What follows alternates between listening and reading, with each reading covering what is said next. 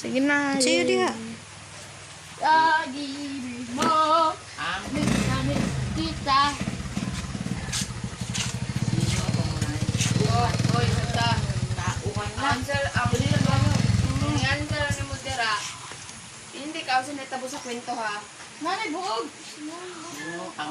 Sino ang pangunahing tauhan? Sige, paspas study ko eh. Sige, answer na ko dali. Isulat lang. Dili, ako ang mag-answer, ikaw ang magsabot. Ingon ako sa imo sa natabo. Ang natabo sa kwento, ang mga Miranao, sila daw ang pinakahuli. Sila ang pinaka-iwit niya ng Islam.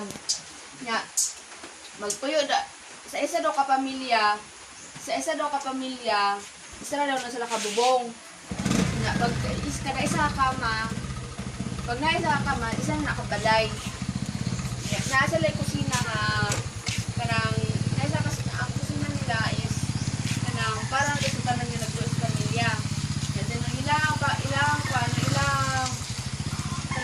kanang pamumuhay ko nila, kanang panginabuhi. Ang ilang panginabuhi, kay pangingisda lang kung pangangalakal. Ang kato pangangalakal kung pangingisda, mo to yun, dito sila gabase sa ilang kuan. Dito sila gabase sa ilang gabase nila pangingisda ang pangangalakal sa ilang religion, sa pagkakaroon silang religion. And then guys, kuan sila, dili sila modern ng mga tao. Special sila. Dili.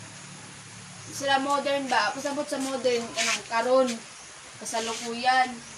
Mga old school sila ba? Mga pangkaraan, ang ilang kuan, kung ilang Panginoon pangkaraan, ano ba? Mabuhi. Oh. Kung saan ni pagpalong nin. Kung saan man pagkuan, pag-answer. Sa pagpalong. Tumuloy ko Ni sa tuloy. Mudera. Wala, pero nga na. Sige, ako yan.